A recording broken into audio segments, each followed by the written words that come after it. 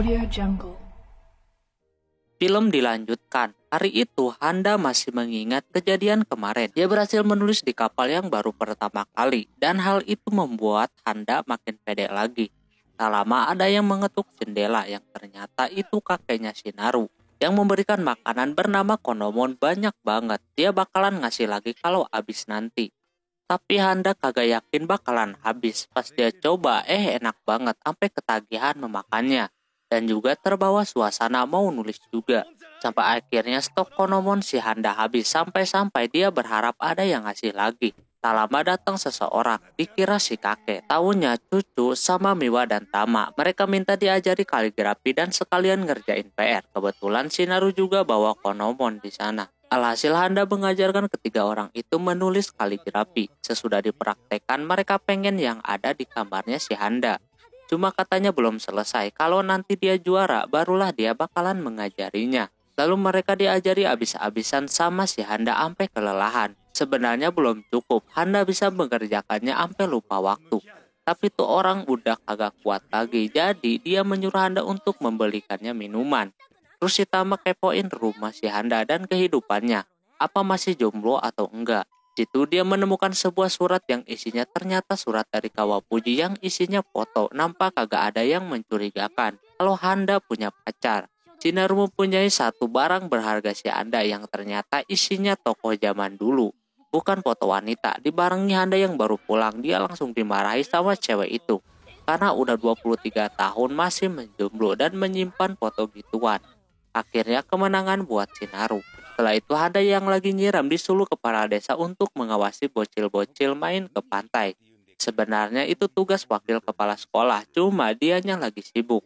Akhirnya Handa mau kalau cuma mantau doang. Tapi Miwa, Tama sama Hiroshi juga bakalan ikut. Terus mereka berangkat. Di situ ada Miwa dan Tama udah nungguin. Handa merasa aneh dengan pakaian mereka berdua menggunakan baju olahraga. Padahal harusnya terbuka, katanya udah biasa seperti itu. Tak lama si Hiroshi datang dengan alat renangnya yang sangat lengkap. Sesampainya di sana nampak bocil-bocil udah semangat. Pantainya kini full batu, sampai Handa komplain dan kepleset, hingga akhirnya dia pingsan. Yang lainnya pada senang-senang, dia malah pingsan di sana. Tak lama Hiro menunjukkan kebolehannya menangkap gurita. Sementara itu Miwa udah pusing pengen istirahat dibarengi Handa yang baru terbangun dari pingsannya. Dia kaget si Tama macam itu. Terus Tama meminta pendapat tentang si Hiroshi yang nampak dia suka kepikiran akan hal itu. Handa mikirnya kalau si Tama itu suka sama si Hiroshi. Alhasil dia ngasih tahu yang baik-baik. Lantas si Tama jadi marah-marah dan mau pergi. Di situ si Handa pingsan lagi. Tama auto menjaganya. Shinaru diperlihatkan binatang yang menjijikan sampai dia jijik memegangnya. Kalau Naru berani berarti dia dewasa. Tak lama dia berhasil memegangnya. Terus Shihiro dan Miwa mempunyai ide untuk menantang adrenalin mengajak Shinaru pula. Tak lama Handa terbangun, dia melihat jam udah waktunya pulang. Tapi mereka nampak masih pengen main di situ. Dia kagak melihat Shinaru, pasti kasih tahu ternyata mereka melompat di tempat yang lebih tinggi. Ketika giliran Naru, Handa kaget. Dia berusaha menghentikannya, namun Naru udah berani dan Handa kepleset lagi lalu pingsan lagi dah. Sesudahnya Handa memarahi ketiga orang itu yang membuat dia khawatir. Dia agak sedikit khawatir di sana. Ini adalah kali pertama dia khawatir sama orang di tempat itu. Lantas bocil-bocil itu langsung meminta maaf karena udah abai suruhan si Handa. Mereka pun meminta maaf terus ke rumah si Handa untuk makan siang. Sekalian tidur siang juga. Di sisi lain HP Handa menyala, nampak si Kawapuji nelpon.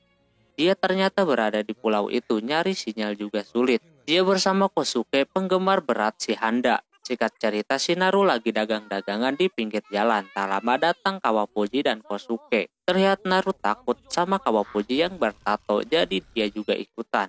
Terus di situ Kawapuji menanyakan si Handa, tapi Shinarunya pura-pura kagak tahu. Dia pintar meminta untuk membeli dagangannya dulu.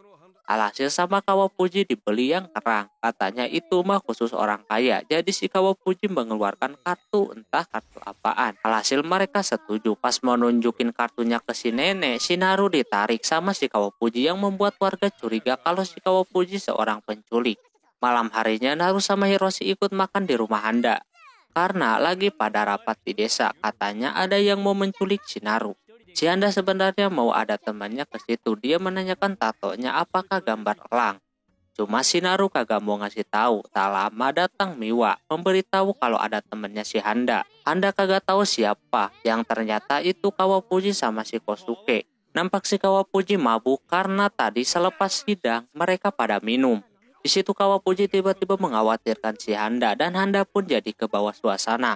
Cuma tiba-tiba Kawapuji menyerangnya karena kagak mengangkat teleponnya si Kawapuji mulu. Setelah itu mereka masuk untuk ikutan makan. Si Miwa mau konomonnya lagi, alhasil mau gak mau Handa mengambilnya. Di situ Kosuke memperkenalkan diri kepada si Miwa. Dia penggemar berat si Handa. Sampai dia ikutan pameran yang setingkat sama si Handa. Lantas Miwa yang mendengar itu curiga karena umurnya 18 tahun. Ternyata dugaan dia benar, dia adalah pemenang pertama dalam pameran kemarin. Yang membuat Handa sempat frustasi. Miwa dan Hiro gak tahu tujuan Kosuke ke sini, jadi mereka memutuskan untuk supaya Handa kagak tahu si Kosuke ini sebenarnya siapa. Lalu Miwa mengajak Kosuke pulang, sampai harus mengusir Kosuke untuk tidak tinggal di rumahnya si Handa. Terus Shinaru membawa sebuah mainan yang dalamnya binatang karena Kosuke takut akhirnya pada berterbangan dan mengeluarkan bau yang tidak enak, jadi nangkapnya harus pakai botol. Tak lama si Kosuke dan Kawapuji pulang juga ke tenda yang mereka dirikan. Mereka berdua merasa tenang, tapi Handa ternyata udah tahu terlebih dahulu kalau Kosuke itu juara pertama pameran kemarin. Di situ Handa merasakan iri lalu meneruskan menangkap binatangnya lagi. Esoknya si Kosuke kembali ke rumahnya si Handa. Dia benar-benar penggemarnya si Handa sampai dia beli buku-buku yang ada Handanya. Terus ditambah ada kata-kata yang dibuat si Handa di dalam buku tersebut yang membuat si Handa jijik dan malu. Lalu dia menyobeki kertas tersebut yang membuat si Kosuke marah. Padahal dia pengen dapat masukan dan juga ingin melihat si Handa menulis. Lalu dia menginginkan si Handa untuk ke Tokyo lagi. Sementara itu si Kawapuji masih pusing aja. Tak lama datang Miwa sama Hiroshi. Mereka meminta maaf atas kejadian kemarin dan menanyakan Kosuke. Mereka kaget Kosuke udah ada di rumah si Handa. Padahal dia mau mengingatkan untuk tidak berkata yang aneh-aneh sama si Handa. Kawapuji tidak keberatan akan hal itu selama dia dijagain sama orang lain. Handa aman-aman aja, dia tahu betul Handa karena mereka berteman sejak SMP. Handa sangat buruk dalam berinteraksi, tapi sebenarnya dia butuh yang namanya pendukung. Kawapuji menyuruh untuk menjaga Handa lebih lama lagi. Karena Handa udah macam sumber uang bagi si Kawapuji. Sementara itu si Handa terus diceramahi sama Kosuke, yang mana Handa udah berkurang skillnya setelah pindah ke situ. Buktinya di pameran aja dia kalah sama si Kosuke. Kosuke di situ sampai menyebut Handa payah. Di situ Handa makin bingung dikatain seperti itu. Tak lama ada pesawat kertas banyak banget buatan Shinaru dari buku si Kosuke. Di situ Handa udah yakin kalau dia bakalan tetap tinggal di situ untuk memperbaiki dirinya. Dia menyuruh Kosuke untuk pergi duluan aja, dia akan menyusul nantinya. Karena Kosuke masih maniak sama si Handa ditendang sampai lemas kayak gitu. Lalu Kosuke dibawa ke rumahnya si Hiroshi yang membuat dia risih. Beda lagi sama ibunya yang senang kalau ada berondong. Di situ ibunya Hiroshi dapat buku dari Naru yang ngebagiin bukunya ke semua warga. Jadi mereka tahu kalau Handa itu orang terkenal. Jadinya ibu itu minta tanda tangan. Ditambah lagi karena udah kesebar banyak orang datang minta tanda tangan dan jijik sama kata-katanya si Handa. Besoknya mereka pergi memancing bersama Kawapuji dan Kosuke. Ini adalah hari terakhirnya di pulau itu. Waktunya habis dipakai buat nyari rumah si Handa dan harusnya hari terakhir itu pergi wisata gitu kan. Miwa menegaskan kalau kagak ada wisata-wisataan. Mereka mancing aja di sana. Terlihat si Hiroshi merasa masih ngantuk. Karena semalaman si Kosuke cerita mulu kepadanya, jadi dia gak bisa tidur. Di situ Miwa mau mengajarkan kepada anak-anak kota itu caranya memancing. Tapi beda dengan Hiroshi, dia lebih memilih untuk mancing sendiri. Dia bakalan dapetin ikan super. Sementara itu Miwa memberitahu caranya yang membuat ketiga orang itu merasa semangat untuk mencobanya. Pas dicoba Handa langsung dapat. Kawapuji dapat juga, dia dapat 3. Nah pas giliran Kosuke, dia merasakan berat menariknya dan udah seneng kalau bakalan dapat yang gede. Taunya nyangkut ke batu. Di sisi lain Shinaru lagi main-main sama kecoa karena pada dasarnya dia bandel. Dia ngisengin si Hina dengan memberikan kecoanya. auto ribut dah di situ. Sampai Kosuke pengen pulang mending lihat Handa membuat kaligrafi aja.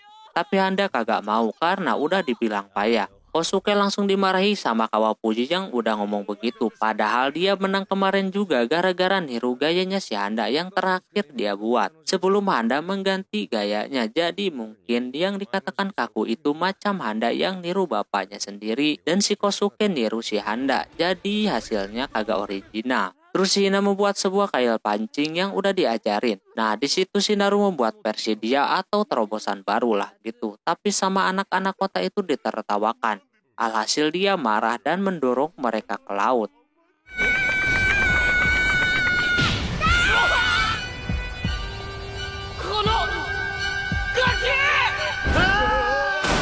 今日はこのくらいにしといてやるぜ。 Si Miwa datang ke si Hiroshi untuk meminta umpannya lagi karena udah habis kesenggol sama Shinaru. Terus mereka semua pada ke si Hiroshi, terlihat dia belum mendapatkan ikan supernya. Shinaru menyarankan untuk menggunakan kail pancing miliknya. Alhasil dicobain, kalau semisal dapat mereka bakalan makan sashimi ikan kakap malam ini. Anak kota itu auto semangat. Setelah lama menunggu, belum dapat juga dan Hiroshi udah siap-siap mau pulang. Namun pas dipegang Kosuke, ada yang makan umpannya. Mereka udah senang, namun sayangnya ikannya lepas lagi dan kailnya pada berjatuhan. Di situ mereka tertawa melihat kail pancing yang berjatuhan. Tidak ada rasa kecewa di hati mereka, lalu memutuskan buat pulang makan ikan yang ada aja. Di situ Handa mulai merasakan setelah dia pindah ke pulau itu, dia selalu bersemangat membuat kaligrafi dan tangan dia sering gemetar. Si Kosuke juga merasakan hal itu. Pulangnya Handa membuat kaligrafi dulu, lalu diteruskan makan bareng. Terlihat ada ikan dicampur sama tinta di sana yang ternyata Handa mencetak tulisannya dari ikan itu sendiri. Keesokannya udah waktunya si Kawapuji pulang. Mereka mengantarkannya ke bandara. Nampak dia dicuekin. Mereka malah sibuk nyari oleh-oleh. Pak Kepala Desa juga nyuruh untuk membawa oleh-oleh. Dan memberitahu kalau anak desa macam ini wajar kalau melihat begini atau orang kota bisa merasa dekat. Di sisi lain si Kosuke bingung mau bawa apaan yang khas pulau itu. Hiro menyarankannya banyak. Terus dia menyarankan untuk beli cantelan buat temennya aja. Karena dia kagak punya temen jadi mereka berdua beli samaan. Sementara itu Shinaru maksa minta membeli sebuah topeng untuk oleh-oleh si Kawapuji. Sesudah beres semuanya, Kawapuji memberitahu kalau bahwasannya ayahnya sangat merindukan si Handa. Handa pun berpikir begitu, dia dipindahkan ke sana bukan karena ayahnya benci kepadanya. Kawapuji menyuruhnya untuk menelponnya. Tak lama udah waktunya mereka pergi, tapi si Hiro sama Miwa iseng menempelkan pisau di kacamatanya. Jadi terdeteksi, tapi mereka ngakak melihatnya. Handa sebagai temannya malu melihat itu. Si Kosuke berpamitan dulu kalau dia bakalan ke situ lagi nanti. Dan lagi-lagi dia dijahili sama dua orang itu. Shinaru yang lupa oleh-oleh dari kakeknya langsung lari aja menuju Kawapuji. Setelah itu mereka melihat di luar sebelum berpisah. Akan sepi kalau kagak ada Kawapuji. Namun Hiroshi berpikir kalau dia nanti sewaktu-waktu bisa meninggalkan pulau itu demi melanjutkan pendidikannya di Tokyo. Tak lama Narukaga sengaja menjatuhkan minuman ke baju si Hiroshi, terus pesawatnya udah terbang. Nah di situ mereka berdua ditinggalin dengan alasan mobilnya penuh. Jika cerita Handa keinget pesan si Kawapuji untuk melakukan terobosan baru. Alhasil Handa melakukan cara dari mulai pakai bulu, sendok, sampai mangkok biar menghasilkan karya yang bagus. Tapi datang Miwa dan Tama, dia memberitahu kalau Naru bakalan ulang tahun. Dia meminta dana dan juga nyuruh menyiapkan hadiah buat Naru. Lalu mereka pergi. Handa mikir keras mau ngasih apaan sampai kebingungan. Tak lama dia denger jangkrik yang membuat dia punya ide. Terus Handa mendekati si Kenta yang lagi menangkap serangga kumbang. Handa mencoba minta namun kagak mau. Dibeli juga dia kagak mau. Kenta gak mau disamain hadiahnya buat si Naru. Handa bakalan nangkap kumbang rusa aja. Alhasil mereka mencari lagi, ada satu tapi itu bukan kumbang yang dicari. Terus temannya melihat ada kumbang rusa di sana. Kenta langsung meminta untuk membantu mengambilnya, tapi sangat sulit. Di situ Handa udah menyiapkan tangga, alhasil sama dia dipanjat. Pas mau diambil, dia ragu-ragu, malah ribut pinjem jaring. Jadinya kumbang itu kena pipinya, lalu Handa disengat dan kumbangnya pun pergi. Setelah itu temannya mendapatkan lagi kini kumbang Hercules yang dia temukan. Lagi-lagi mau diambil Kenta, dia kagak sampai. Akhirnya sama Handa lagi. Kali ini dia berhasil menangkapnya. Namun dia terjatuh yang membuat kumbang tersebut meninggal dunia. Lantas Kenta nangis, kado buat Narunya kini udah mati. Lalu mereka menguburnya, nampak si Kenta udah kagak sedih lagi. Terus Handa karena udah berusaha, dia dikasih satu kumbang sama si Kenta. Cuma dia kagak bisa memegangnya, sekalinya bisa dia dicapit macam itu, auto sia-sia dah. Setelah itu Handa memutuskan buat pulang membawa tangan kosong. Nampak rumahnya udah dihias sedemikian rupa. Handa bingung kenapa Miwa bisa masuk, yang ternyata mereka bikin kunci serep sebanyak 5 segala. Handa masih bingung mau ngado apaan, padahal mereka ngadonya cuma bubble wrap sama bulu doang. Jadi si Handa punya ide, tak lama si Narunya udah deket. Di situ Handa bersin jadi mengganggu surprise-nya. Tapi si Naru tetap senang apalagi dikasih hadiah sama Handa yang isinya kupon permintaan gitu. Besoknya Handa yang lagi nyiram dikejutkan dengan Naru yang muncul di depan. Dia mengajak Handa untuk berziarah karena gak bisa nolak, akhirnya dia ikut. Di situ kakeknya si Naru mau ke ladang, jadi Handa nyuruh jagain si Naru dulu. Si Handa pun ikutan berdoa di sana. Tak lama ada petasan dibarengi dengan parasut yang datang mendekati si Handa. Namun si Miwa mendorongnya. Terus Handa memberitahu kalau di kota ziarah gak pakai lampion kayak gitu segala. Dan juga kalau di situ ada pertunjukan bernama onde. Yaitu mereka akan melakukan tarian di depan makamnya. Lantas Handa yang melihat itu senang banget, pas mau diterusin orang itu diem.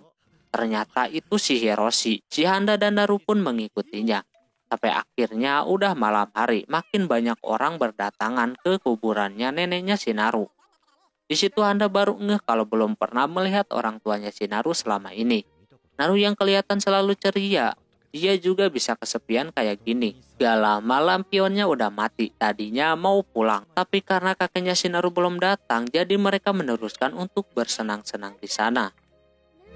ばあちゃんも笑っちゃうよ。 Oke, mungkin segitu dulu untuk video kali ini. Mohon maaf bila ada kesalahan dalam penyebutan nama, tempat, atau yang lainnya. Dan sampai jumpa di video selanjutnya. Ya, batane, bye-bye.